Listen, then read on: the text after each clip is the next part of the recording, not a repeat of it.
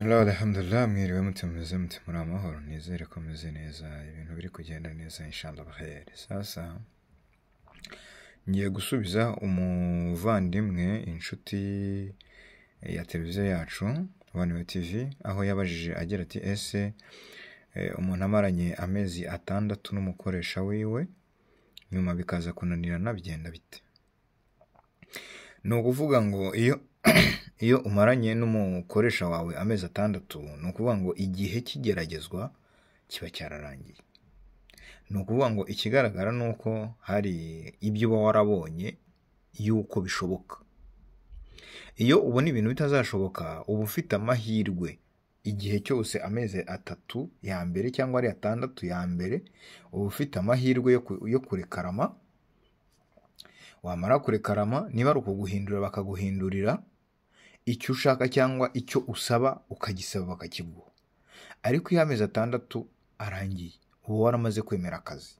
No kuvuga ngo hari ibintu byinshi uba utakigombwa. Urugero, uramutse ukeneye gutaha nko gusubira mu Rwanda uritegera. Aho ngaho ntabwo yagutegera. No kuvuga ngo muri ariya mezi 3 biba bishoboka yuko yagutegera akagusubiza mu rugo mu gihe akazi kakunaniye, cyangwa hari indi reason runaka ituma akazi utagakora. Ariko iyo amezi 6 arangiye, muba mwaramaze ni kuelewana cyangwa nabyita nko kumvikana. Muba mwaramaze kumvikana ibijyanye n'akazi, uba waramaze kubona akazi ko wagashobora cyangwa utagashobora. Ni ukuvuga ngo rero witegereza yuko amezi 6 arangira. Niba wumva cyangwa ubona urugo utarushoboye, wirindira amezi 6. Wowe kurikirana ibyawe hakiri kare. Ikindi kandi nkunda kubabwira buri munsi, ntabwo uzigera uhamagara iriya nimero nabahaye ya Minisiteri y'Abakozi y'inaha ngaha mu gihe udafite ikizibiti. Ikindi nshaka kubabwira, buri muntu wese nagerageze agire kontra yiwe mu ntoki ze. Hari abantu bavuga ngo ngewe ngo nageze ku kibuga cy'indege barayinyaka. Ugomba gusaba kontara yawe ukayitunga. N'umutungo wawe, ntabwo ari umutungo wasohoje. Kontara ni yawe, ntabwo kontara ari yasohoje. Impamvu wenda batwara ama passport nta yindi nuko hano umukozi arahenze. Hari nk'abantu babona babazana hano bakagira ngo ni ibintu byoroshye, bakagira ngo na akantu toto kuzana umukozi. Kuzana umukozi hano birahenze. Amafaranga make y'amanyarwanda bitwara ni 1,800,000 kugira ngo umukozi ave mu Rwanda aze yicare hano Oman. Niyo mpamvu usanga umwarabu niba kuzanye kukurekura, ntabwo kurekura cyenyegi. Kubera iki? Yagutanzeho ayo mafaranga wenda tubare 1,800,000, agiye kongera atanga andi mafaranga agera mu 700,000 yo kugutegera ngo utaha. Ubwo ne 2,magana ahombye. No kuvuga ngo muri make umubereye igihombo. Niyo mpamvu nawe ashakisha uburyo bwose bushoboka bwo kugira ngo byibuze adahomba. Ariko dufite abantu niba nabyita iki, nabo batareba igishoro umuntu yatakaje. Aba bantu nabo abenshi n'abakozi, abenshi nabo baracyashakisha ubuzima nkuko natwe dushakisha ubuzima. Wenda amahirwe bafite ntabwo ariyo yacu, kubera ko bo bafite uburyo bworoshye cyane bwo kuba babona amafaranga. Bagira opportunity nyinshi leta ibaha z'uburyo bashobora kubonamo amafaranga. Ariko nabo nyine buri muntu wese abashaka gutera imbere kugira aho ava naho agera. Natwe ubwacu tujye tubagirira impuhwe, ntitukigire nkaho bitatureba. Ariko niba umuntu agushoyeho amafaranga yiwe ukaza ukamara ibyumweru 2 ukamutoroka kweri, ubwo hari ubu umuntu ufite weho? Basi niba ibintu bidashobotse, bwira ofisi yawe, ofisi guhindura kujyana ahandi, noneho ofisi imuzanira undi muntu. Kubera ko nawe wimuhemukira. Hari igihe hazaza uwo bahuza. Ntabwo abantu bahuza. N'abana mu rugo ubwabo hagira umwe agasanga akundana na mugenzi we, undi akundana na mugenzi we, ariko ntabwo bose bahuza 100%. Niba rero abantu badahuza 100%, wifata umuntu ngo umushyire mu gihombo. rimwe na rimwe nibwo usanga umuntu arakaye, yamara kurakara yajya kugutanga kuri polisi akagushyiraho ibirego runaka. Impamvu agushyiraho ibirego nta yindi mpamvu, yagushoyeho amafaranga menshi inshuti yanjye, yagushoyeho amafaranga menshi. Ni ukuvuga ngo nk'iyo agiye kuri ofisi akagenda akavuga ati ndashaka umukozi, amareyari make agenda yitwaje ni 500. Ayo niyo make agenda yitwaje ajya kuri ofisi. Urumva amareyari 500, niba wenda hano ahembwa nk'amareyari nka 100, wenda reka tubare 400, 500 semo kimwe, urumva umushahara w'ukwezi kose arawutanze. Niba rero yatanze umushahara w'ukwezi kose, ubwo yigomwe internet agomba kwishyura, yigomwe amashanyarazi, yigomwe amazi, yigomwe buri kimwe cyose kugira ngo azane umukozi. Uraje mu kwezi kumwe, amezi 2 uratorotse uragiye. Niyo mpamvu usanga nabo nta mbabazi babagirira igihe agize amahirwe cyangwa abonye opportunity zo kugira ngo abe yagaruza ya mafaranga yiwe. Nabo ni abantu, ntabwo amafaranga bayatoragura, barabyuka mu gitondo bakajya mu kazi, nabo bagakora nk'uko natwe dukora. Ni ukuvuga ngo rero igikenewe ni iki?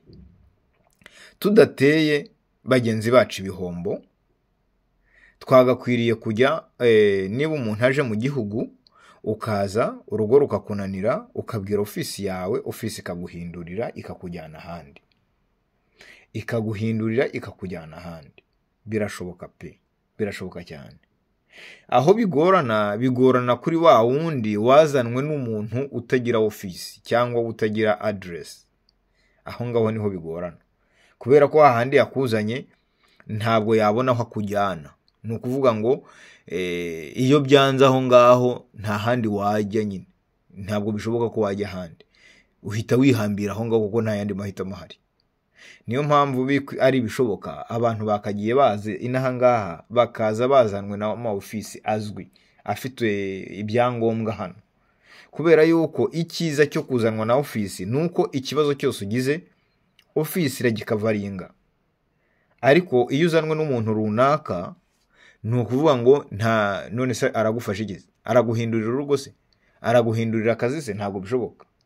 Ni ukuvuga ngo rero ikiriho, iyo wemeye yuko amezi 6 arangira, amezi 6 akarangira uri mu kazi exact, wamaze kwemera yuko akazi nyine ukabashije, akazi ugashoboye, ubwo iyo ushaka kuritaninga usubira mu gihugu, icyo ukora nuko uritegera, ntabwo umwara bagutegera.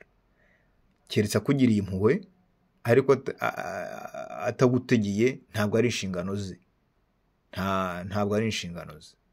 Ikindi, nta nubwo yakwemera yuko ujya ahandi, kubera yuko umubereye igihombo. Keretse byibuze kwa kundi nyine bakorana n'ama ofisi, agiye akagusubiza kuri ofisi bakamuha undi.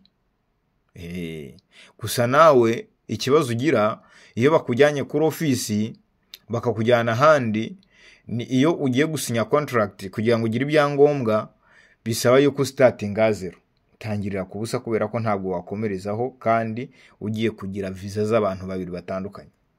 Aha ngaha ikindi kintu nshaka gusobanura ni ikijyanye na visa, aho hari abantu bakeka yuko wenda nk'umuntu ashobora kwishakira visa ku giti cye, yamara kwishakira visa ku giti cye agakora aka kazi gatandukanye hano muri iki gihugu nk'uko abishaka, akaba ari private.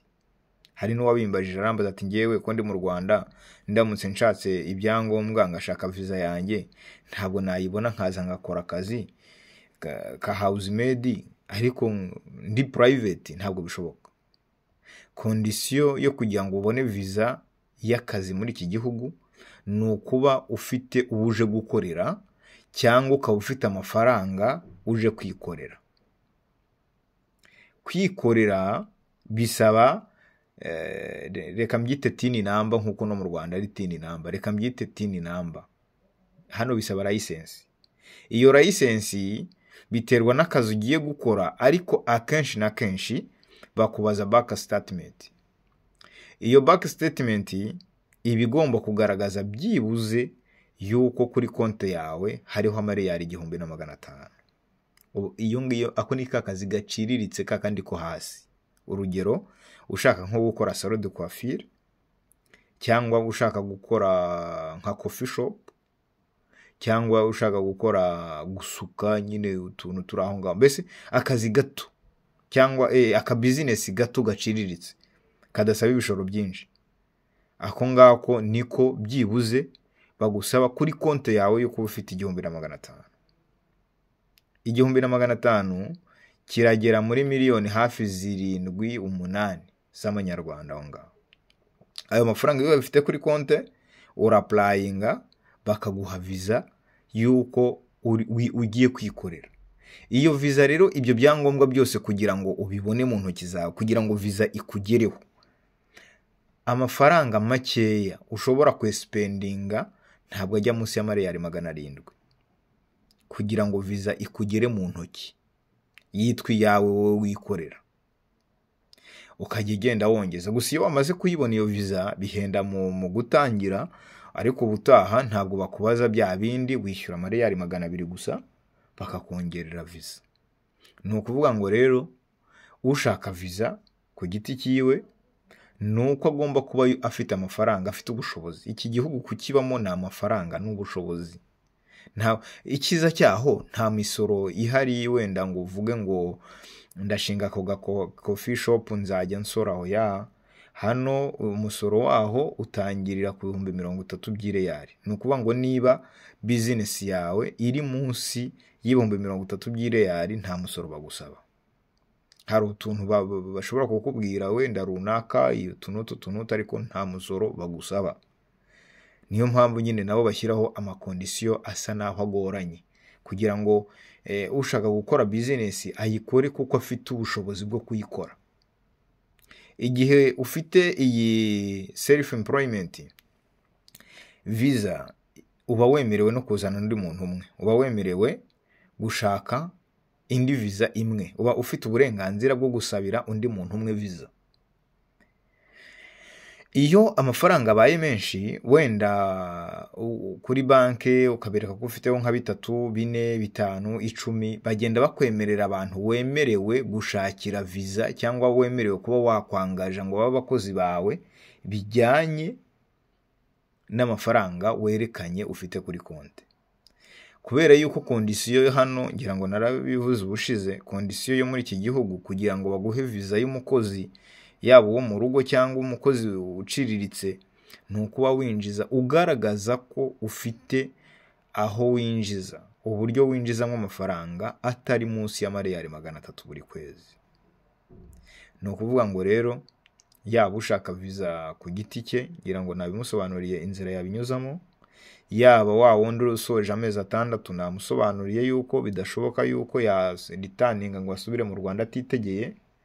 Ikindi cya kabiri nta nubwo bishoboka yuko yajya ahandi keretse ajyanwe na ofisi, kandi nagerayo aza startinga 0 ku yindi kontra.